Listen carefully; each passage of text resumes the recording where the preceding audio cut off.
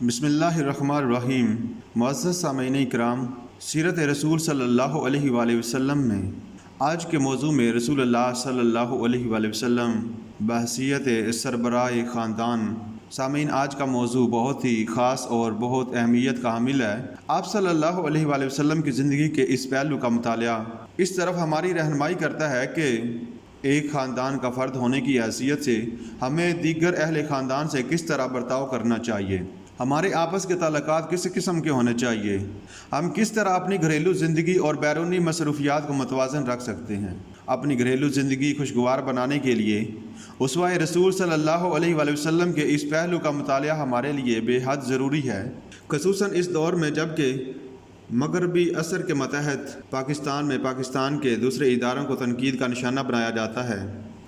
وہاں ہمارے گھروں میں خاندان کے ادارے کا استحکام ختم ہوتا جا رہا ہے۔ اس کی واضح مثال اسلام آباد کی سڑکوں میں عورت مارچ کی صورت میں آپ کے سامنے ہے۔ فرد کی گھریلو زندگی اس کے سیرت و کردار کی آئینہ دار ہوتی ہے۔ ہو سکتا ہے کہ وہ اپنی باہر کی زندگی میں ظاہرداری سے چادر اوڑھ کر نکلتا ہو اور جو کچھ وہ ہے اپنے آپ کو اس سے مختلف شکل میں پیش کرتا ہو، لیکن گھریلو زندگی میں وہ اس قسم کی چادر ڈالے رہنے میں زیادہ دنوں تک کامیاب نہیں ہو سکتا۔ اس وجہ سے کسی شخص کو جانچنے کے لیے سب سے بہتر معیار اس کی گھریلو اور نجی زندگی ہوتی ہے۔ جیسا کہ دنیا میں ایسی کئی عظیم ہستیاں گزری ہیں جنہوں نے انسانیت کے لیے کسی نہ کسی پہلو سے ہدایت کے سامان فراہم کیے ہیں، لیکن کامل ہدایت ان سے ممکن نہ ہو سکی۔ زندگی کے تمام گوشوں سے متعلق وہ کامل نمونہ نہ دے سکے۔ یہ کمال صرف نبی اکرم صلی اللہ علیہ وآلہ وسلم کو حاصل ہے کہ آپ صلی اللہ علیہ وآلہ وسلم نے انسانیت کے لیے کامل نمونہ چھوڑا جو تا قیامت باعث ہدایت رہے گا۔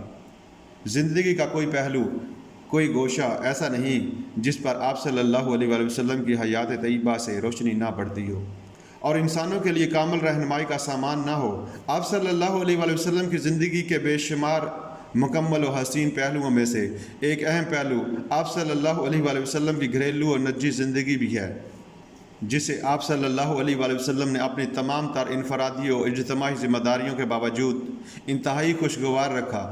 آپ صلی اللہ علیہ وآلہ وسلم کی زندگی کے اس پہلو کا مطالعہ اس طرف ہماری رہنمائی کرتا ہے کہ ایک خاندان کا فرد ہونے کی حیثیت سے ہمیں دیگر اہل خاندان سے کس طرح کا برتاؤ کرنا چاہیے، ہمارے آپس کے تعلقات کس قسم کے ہونے چاہیے، ہم کس طرح اپنی گھریلو زندگی اور بیرونی مصروفیات کو متوازن رکھ سکتے ہیں۔ اپنی گھریلو زندگی خوشگوار بنانے کے لیے اسوہ رسول صلی اللہ علیہ وسلم کے اس پہلو کا مطالعہ ہمارے لیے بے حد ضروری ہے۔ خاندان کی ابتدا ہر مرد عورت کے باہمی تعلق سے ہوتی ہے۔ اس بنیادی تعلق کی بدولت انسانی زندگی کا کارواں آگے بڑھتا ہے۔ بچے ہوتے ہیں تو یہ مرد عورت والدین کا روپ دھار لیتے ہیں۔ بچے جوان ہوتے ہیں تو ازدواجی رشتے بنتے ہیں اور اس طرح کنبے اور قبیلے وجود میں آتے ہیں۔ خون کے یہ رشتے بڑھتے ہیں اور اس طرح یہ وحدت پھیل کر معاشرہ بن جاتی ہے۔ انسانی زندگی کی کڑیاں جوں ہی پھیلتی اور سنورتی جاتی ہیں۔ غرض کے خاندان کی سادہ اور ابتدائی صورت مرد عورت کا مستحکم تعلق ہوتا ہے۔ خاندان کے اس ادارے میں مرد کو مرکزی حیثیت حاصل ہوتی ہے، یعنی وہ اپنے خاندان کا سربراہ ہوتا ہے۔ سوال یہ پیدا ہوتا ہے کہ مرد ہی کیوں اس مرکزی حیثیت کا حامل ہوتا ہے، اسے کیوں سربراہ کا مقام حاصل ہوتا ہے؟ قرآن مجید میں اللہ تعالیٰ نے فرمایا، الرجال قوامون علی النساء بما فضل اللہ بعضهم علی بعض وبما انفقوا من اموالہم۔ مرد عورتوں کے محافظ ہیں کیونکہ بعض آدمیوں کو اللہ تعالیٰ نے بعض پر فضیلت عطا کی ہے اور اس وجہ سے کہ مردوں نے عورتوں پر اپنا مال خرچ کیا۔ اس آیات مبارکہ سے یہ بات واضح ہو گئی کہ مرد چونکہ اپنی بیوی اور بچوں کی معاش کا انتظام کرتا ہے، اس لیے اسے سربراہ کی حیثیت حاصل ہوتی ہے۔ اب دیکھنا یہ ہے کہ سربراہ خاندان کی حیثیت سے ایک مرد کا اپنے گھر والوں سے کس قسم کا سلوک ہونا چاہیے، اسے کیسا برتاؤ کرنا چاہیے، اسے کیسا برتاؤ اپنے اہل خاندان کے ساتھ رکھنا چاہیے۔ تو نبی اکرم صلی اللہ علیہ وآلہ وسلم کا اسوہ حسنہ اس معاملے میں بھی رہنمائی کرتا ہے کہ سربراہ خاندان کو کن خطوط پر اپنی زندگی استوار کرنی چاہیے، اسے کس طرح اپنی بیوی بچوں سے سلوک کرنا چاہیے اور ان کے حقوق اور دیگر ضروریات کو کس طرح پورا کرنا چاہیے۔